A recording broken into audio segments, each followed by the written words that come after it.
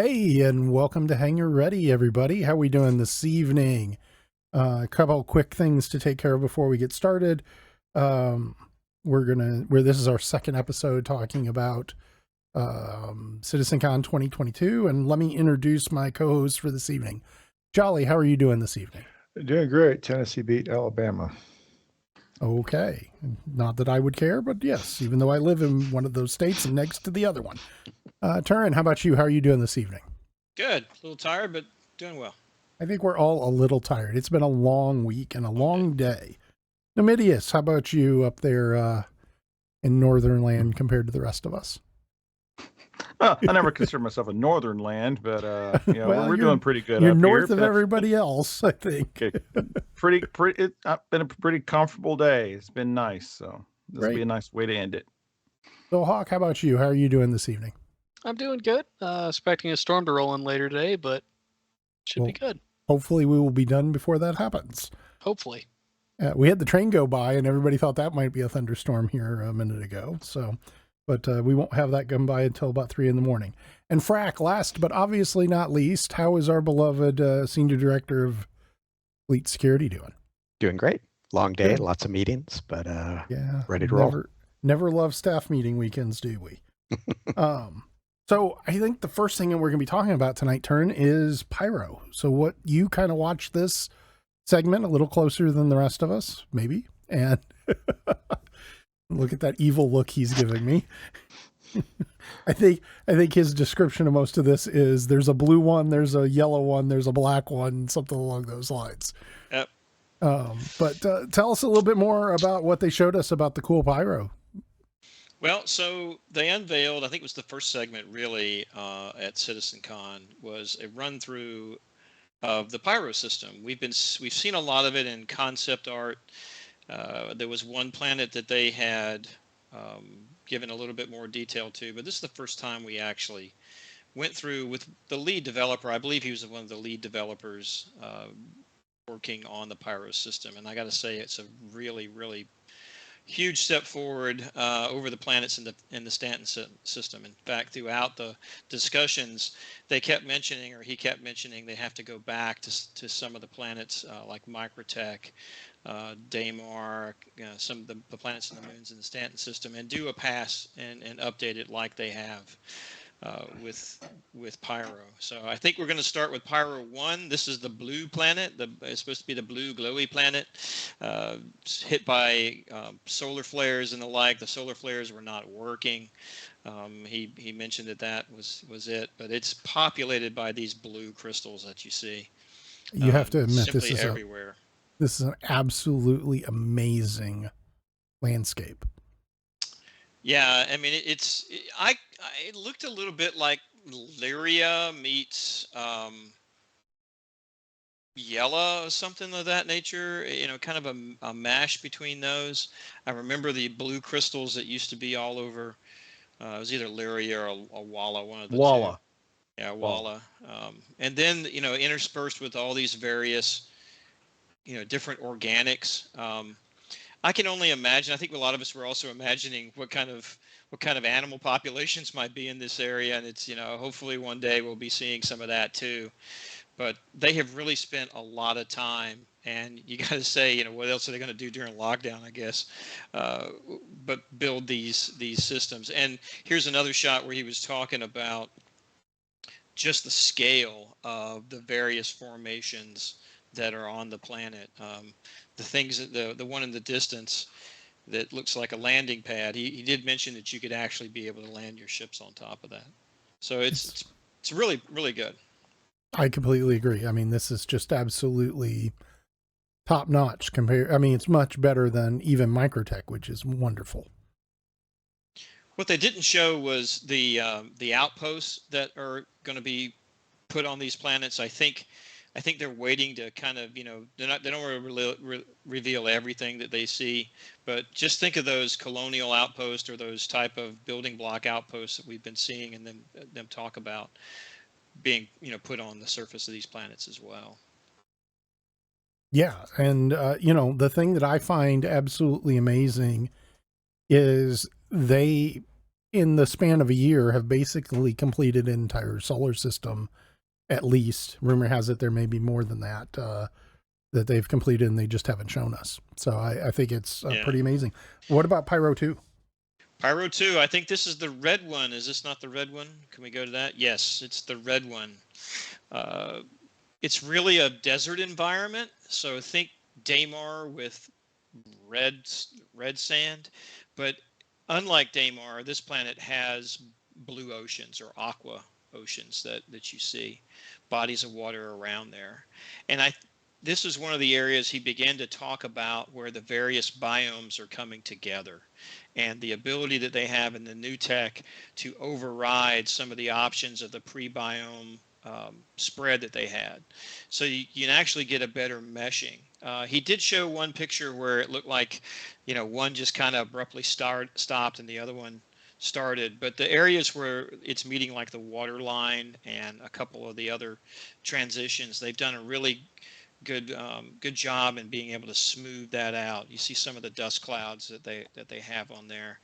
I believe he said that not all the cloud tech was turned on for these, but I can only imagine that they're going to be spectacular. I agree completely. Jolly, what do you think about Pyro 2? They made great improvements on the whole system itself. Nice to see more than just Pyro itself and the outposts that we're talking about during a couple CitizenCons ago. And now we're seeing actually the moons around it and seeing how the diversity of it. So I like it. I like they did a good job. Yeah, it makes me want to visit, and then I have to remember that it's an outlaw system. So, but it's huge. But so this may be my only up close and personal view, I guess. So moving on to Pyro 3, if we could throw the Pyro 3 up, this is the yellow one. So this is the yellow planet. I'll give it a second. Look at that cloud cover. Yeah, so this is the yellow planet. It's the one that we've seen the most of so far up until this point. It's if when they get to the point where they begin to show what's on the ground, that yellow color that you see on the screen is not sand, it's not dirt, it's actually a moss that covers everything. And when they get really close, you can see the wind move the moss and such. I can only imagine, if you were able to potentially control your hand, you just take your hand and move it over and be able to move the moss and the grass. This one also had a ocean biome that was included, and they included some coral features. They called them coral to kind of basically calcified organisms potentially that are along the water line, etc. And I believe some volcanic biome with some different diverse vegetation. But we've seen this one before when they were talking about Pyro previously. This was the biome that they showed, and here's part of the ocean piece of it with the wave tech and the blending of the shoreline with the actual waves. They also had the new cliff tech that was in. This was something that when the river guy was talking about in a later segment in CitizenCon. He was talking about the rivers, or it could have been an Inside Star Citizen. I think it was Inside Star Citizen the week But they before. went along and actually made cliffs. You really get the sense in the Pyro system. And let's remember that what they're doing when they're building these, why there's a blue one, a red one, a yellow one, a black one, and a whatever one.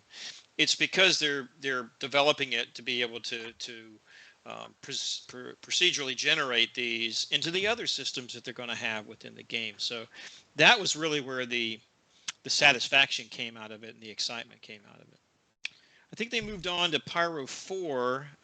This was the one where he said that was inspired by the Scottish Highlands.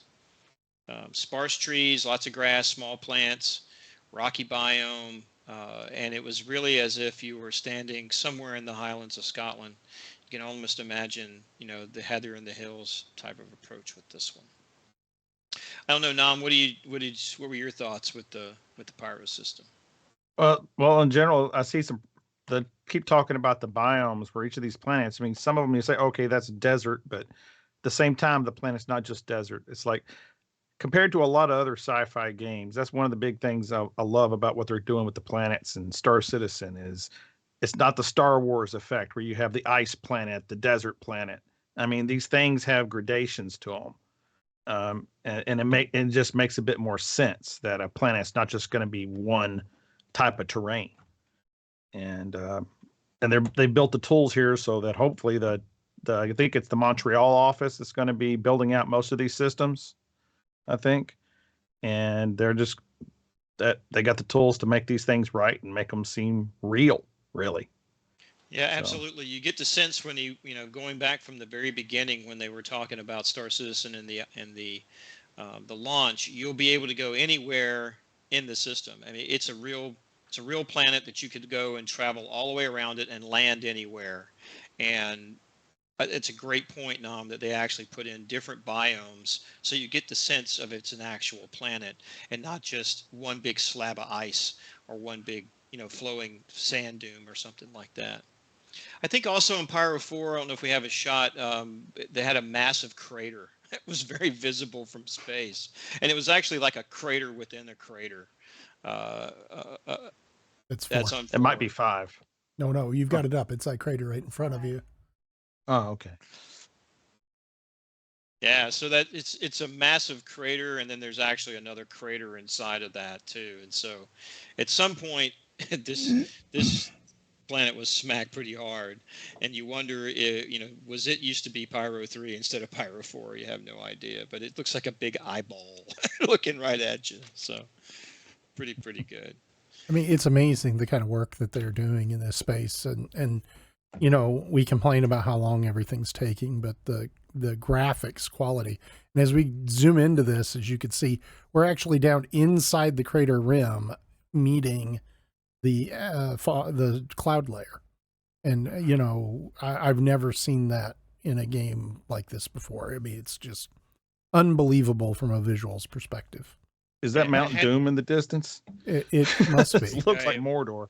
This is the Mordor planet, for sure, and it has to do with the height maps that he did go in quite a bit, and I really appreciated the dev that was speaking, and I apologize, I don't remember his name and I didn't write it down, but he didn't come out with a lot of techno speak. I mean, he really talked about it. He got the points in there when he said this is all based on the height maps that we have to do, or the meshing or something, but he never really got down into losing the audience in the techno. And I, as a non-technical programmer myself, I really appreciated that. I completely agree. Frack, what are your thoughts so far as we look through these slides? I think it's gorgeous. As somebody who a big chunk of my ancestry came from the lowlands of Scotland, I'm waiting for the lowlands planet. But, what do you think about that last planet we were looking at, having to do FPS operations on the surface? Moving around on the ground in these different biomes, I'm glad we're going to have a wide variety of vehicles to choose from, but it's definitely going to play into the strategic decisions that are made if you end up in, ground combat trying to fight over territory or whatever. Not only each planet and moon, but each area of a planet or moon is going to make a big difference in how you approach that. Yeah, I have to agree. One of the things that strikes me is, we come from our own real life experience, and even in remote parts on our planet that are, kind of inhospitable, they cut roads in. You have roads that go to places, to these various outposts. When you're playing a game where you can fly over things, the need for roads is not there. So therefore, getting from one place to another on the ground makes it extremely difficult. And so a lot of times I'm trying to drive I took out the new Greycat STV, landed a ship about 2.5 clicks out from a bunker and tried to drive, and it was on Daymar, and I chose the absolute worst position to drive my vehicle across, just up and down big rocks and all this kind of stuff, which you can't really see when you're trying to fly over it, and you don't care when you're trying to fly over it. So hopefully maybe we'll have some semblance of a road system built into some of these things, but who knows? I doubt it. I don't see them giving us roads. No. That's really the the rub of it. I don't believe they showed us Pyro 5, but I know we Yes. have something on Pyro 5C, or Yeah, it's that's it. either 5 Pyro Charlie. 5 Charlie or whatever. This Yep. is the black planet, Yeah, go ahead and or bring really that the black. obsidian planet. The And obsidian. It was the one with the. this Yes. one, No. This is 6. We need to go back one more video, Jacqueline. No, 5C. That's a moon around a gas giant or something? yeah, I think they didn't show us the gas giant. They showed us the moon. This is the one that has the huge obsidian streak in it. Yeah, she's got to just queue it up. It was. We're queuing it up right now. No, back. You're already there. That's part of it. Go back.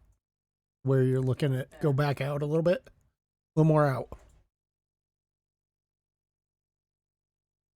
Right there. There we you go. Sorry about that. So it's got the huge kind of a red-blue view, but this is a scar on the moon that is obsidian, and I can tell you that just standing on there, it gives me a paper cut just looking at it. It looks sharp as a knife when you're standing on it, but absolutely beautiful. It reminded me of the same rock formations that you see on Microtech currently, only on a smaller scale. There are sections of Microtech, and maybe they got rid of it with the new update, but there used to be a section on Microtech that had these black obsidian rocks everywhere. The weather was usually inhospitable. You didn't last very long outside if you weren't in the proper gear. I think it's somewhere on the northern pole or the southern pole. It's really close to the poles, but it's this black obsidian, but but it's not the actual ground itself. It's just rocks everywhere. This was the actual ground that was this obsidian stuff. Yeah. So just absolutely, gorgeous. And they have the reflection tech, for lack of a better term, because I'm a non-techie, but they have the ability to project these sun reflections off of it. And if they keep it up like this, I'm telling you, Star Citizen, CIG, I'm going to need some shades, brother. I'm just going to have some shades if you're going to keep having, shades and night vision. Those are two things we need. Yeah, the night vision we've kind of worked around, with the shades, man, you got to have them. But beautiful, absolutely beautiful. And the last one is Pyro 6, which is the multicolored planet. It's got all kinds of different color schemes. I don't really know what it is except for this spinal column of mountain formation that move across it. Craters, dead, with coral and rock formations in it, etc. Blue lakes, very thin atmosphere, and kind of a unique day-night lighting. I believe this is the planet where he ended the conversation where he allowed you to see the night sky, and the fact that the Pyro system itself has a very glowing star field. It's like there's a huge dust cloud that surrounds the system, and the light kind of gets caught, and it's just a red glow. I thought this was very unique with these chalky white rocks and ground in this very blue water. Interesting to see that it's a planet, the number 6 planet in the system. I would have thought it would be a little colder. I'm not going to call that water. We call it water, but it may not actually be water with the distance away from the sun. But clearly has some organic life in it, though. Well, you don't need water to have organic or have just that's true. Just could be just a different. And what did they call this guy? This is the dude that they use. Standard reference, Steve. Yeah, they spawn it in no matter where they go in order to get a reference. So what are your comments on the planets? I really liked them all. They all had these really nice, unique features. Though I got to say, my favorite is probably that crater. Just very Mordor-esque landscape. But the Crater Lakes are also really cool. Overall, very happy with what they showed here. Yeah, like I said, I'm excited because this was obviously it's a very diverse system. So they have many different biomes, many different meshes, many different textures, et cetera, et cetera, et cetera. But it just bodes well for when they take this procedural technology and generate the rest of the systems. I'm an Elite Dangerous player. I got over 3,000 hours playing Elite Dangerous. They switched to the new system, and one of the challenges that they had to overcome was their ability to render the planet's surfaces. CIG doesn't really have that challenge. These things are beautiful. Yeah, when you get down close, there's some rocks that are floating in the air. Some of the surfaces aren't exactly right yet. Okay, we got it. But for the most part, they're absolutely gorgeous. That's it, Jay. Well, yeah, and let's just go around the horn here real quick. How excited are each of us at getting to the Pyro system? Jelly, what are your thoughts? I mean, anytime they open up a new location to go to, I think it's very interesting. You got to check them out. You got to see what's going on there. In this case, it's going to give us 7 different things so we can go and visit. So I'm looking forward to that part. You'll be exploring it again. Even if the exploration technology is done in the game, you'll be able to do something more that you haven't been able to do before. So I appreciate that. Yeah, I think that we'll be spending a lot of time in Pyro and doing a lot of large org operation jaunts or expeditions into Pyro. Nom, I'm on a scale of 1 to 10. How excited are you for Pyro to get released in 4.0? 10 basically. It's like just somewhere new to go. Not just these 5 planets and the moon they show. There's going to be a lot. There's whatever's going to be going on around the gas giant, and there's other moons that are orbiting some of those planets. And not to mention, who knows? By then we may get an inkling of the new outposts we'll be talking about in a little while. The new underground structures and all that. Yep. Because 4.0 is going to be middle of next year if we're lucky. So let's we'll knock on wood, May or June, I would think. Frack, Pyro has got to, for you as kind of the security section of our org, Pyro has got to be a big nightmare for you to a certain extent because of the logistics problems it's going to present for us. Oh no, it's all fun. No, I look forward most to that first ADI expedition into Pyro that I hope we do together and that we do right. That we put together, that first kind of exploratory trip through the gate into Pyro and take a tour together. I'm looking forward to that. I think that we should fill a server and just get 100 people, 95 people, whatever, launch onto a server and take a whole fleet through and do a full tour of the system. Oh. And then after that, I'm looking forward to fighting for space. Turn, you've already said your piece on this, but I'll skip over to Soulhawk Soul. How excited from an operations and logistics standpoint are you to get your hands on another solar system? For operations, it should be really fun. For logistics, I gotta admit, I'm not looking forward to that. As fun as it is to crunch numbers, logistics is one of those necessities that some people find fun. I'm not sure I do. Well, what do you think? I know we've got 15 to 20 viewers on right now. What do you guys think? Tell us in the comments below if you have any questions or comments about Pyro and its planets. Go ahead and chat in YouTube chat or join us on the HangarReady Discord in live show and put your question in there, and we'll be answering questions at the end of the show. I'm excited about that. Also, guys, do me a favor, like and subscribe the channel. We're trying to get to 1,000 subscribers, and every little bit would help in that space. So help us out. I think we're going to go to a break and then come back from that break, and we're going to be talking about the new underground bases. So without further ado, see you in a couple minutes.